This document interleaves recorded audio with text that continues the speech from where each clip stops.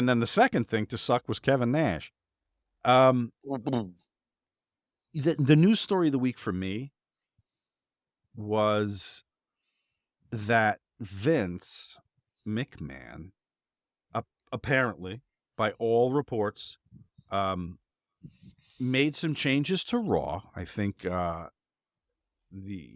Opening match, right? opening match was Yeah. scrapped, which was advertised. And then SmackDown, from what I read, was heavily rewritten by him. And the piece that I last saw, there were several pieces on this during the week, but the piece I last saw talked about the dissatisfaction on the part of your friend Paul Levesque. And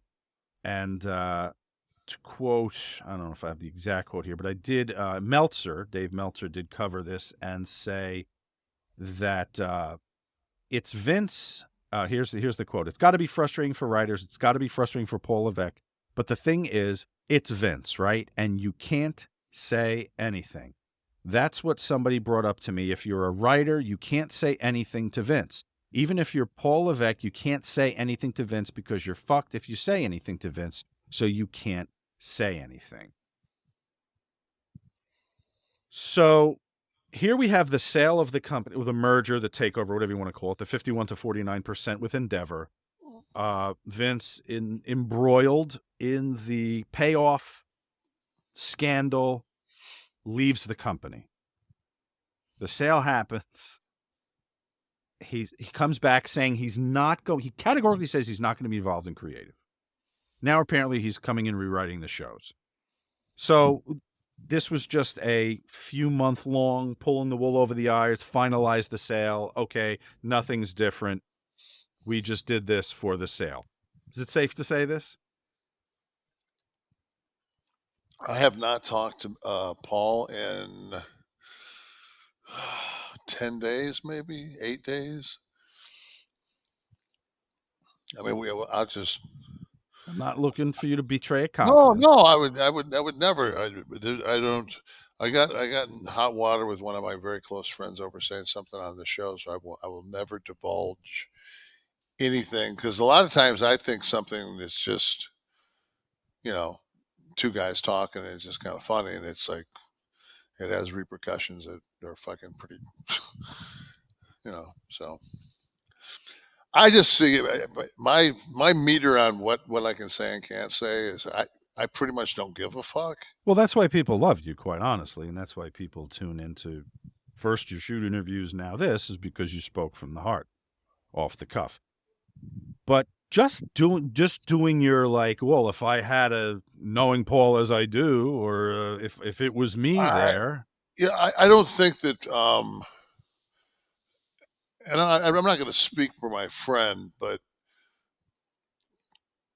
just knowing the health issue that he had and knowing everything else,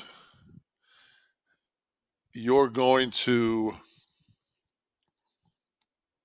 put it this way: he's not going to toss and turn in his bed at night over the fact that his shit's being rewritten. Oh, so you don't think that he would have cared? Oh, I'm sure he cared at that moment, and then fucking took a deep breath and went, you know what? I guarantee you he didn't fucking come to the next set of TVs with fucking a completed, like, there's no way that he's going to do that again. Walk in with a completed show? Yeah, because pencil? it's like I used to tell people all the time, don't tell me to get in my car and drive. I need directions, because you're going to give me, okay, I need you in fucking Tampa. Well, fuck, I wish you would have told me that. I'm in fucking Cleveland. Like, you can't just jump on and fucking tell somebody, oh, by the way, this is our new direction, because you could be going in such a different. So at that point, it's just like, I'm not going to start my car. I'm not going anywhere. I'm the cop sitting in the fucking in the mall waiting for somebody to go by so I can. I'm not going to be patrolling. But it's still his job. It's still his position, and there's got to be a sense of pride in that. It's no different than a showrunner on a sitcom or on The Sopranos or something.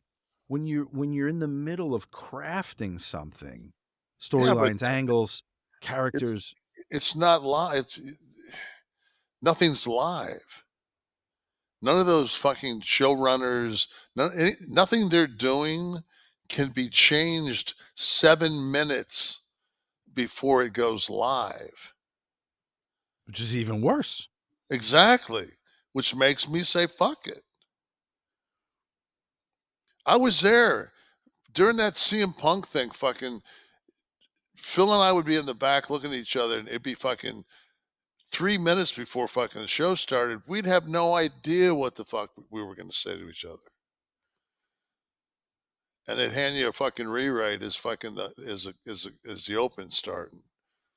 And I'd fucking, in the old days, you'd go, you know what, man, fuck you. You give it to me that late, I'm just going. I'll just go out there and fucking say what the fuck I want to. But do you think that Paul or anyone in the company, Stephanie, would have known that the plan to force the sale through would be Vince says, in light of what's going on, I'm going to retire and leave, and then just let the ink dry, and then you come back. Did they I know that this was the plan? If this was the plan? Okay.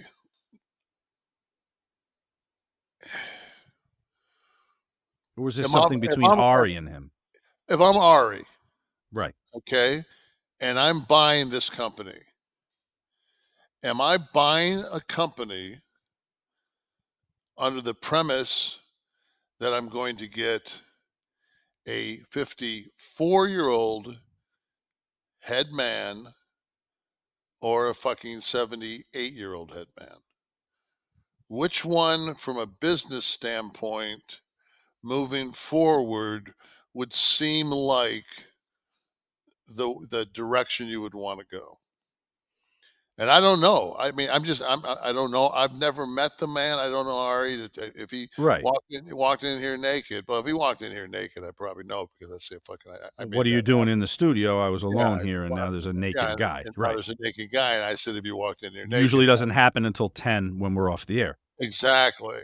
But, all right, but a 75-year-old guy amidst all these charges and the payoffs, or someone without that on there? I think his leaving had less to do with him versus Triple H being in control than it did the shitstorm in the media that was maybe fogging up some of the sale.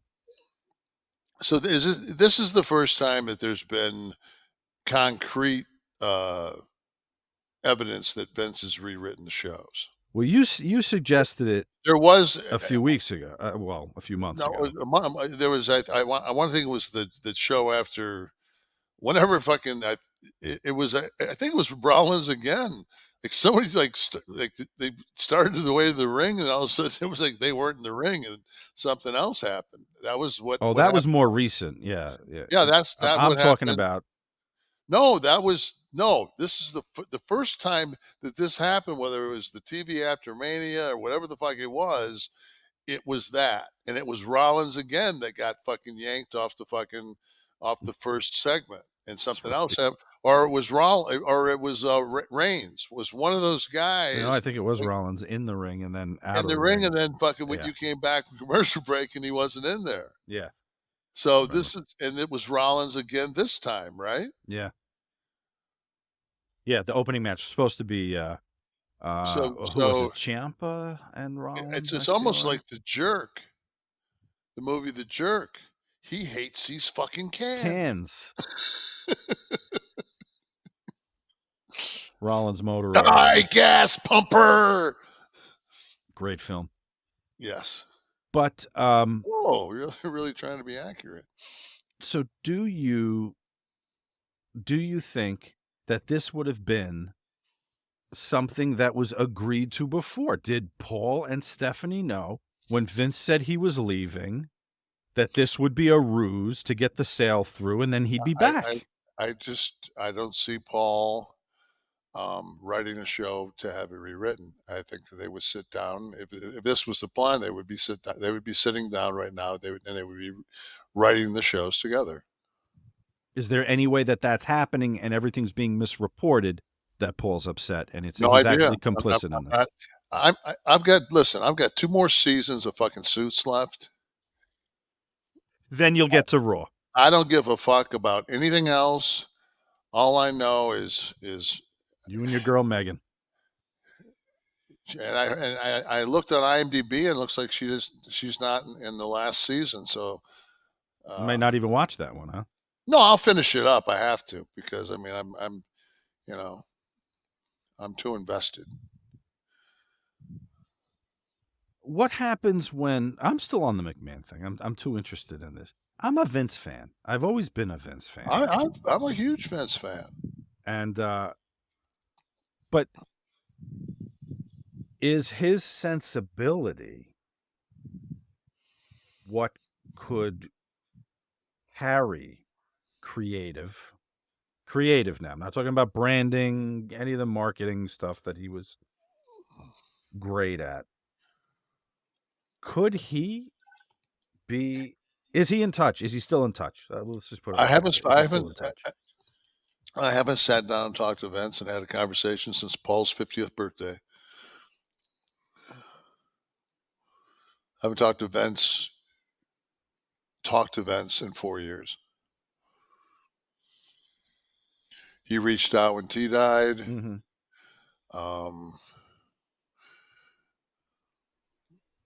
I always wish him a happy Father's Day every year. Mm-hmm. And wish him a happy birthday. I mean, no matter what anybody says, you know, if Vince McMahon doesn't bring me in as Shawn Michaels' bodyguard, I'm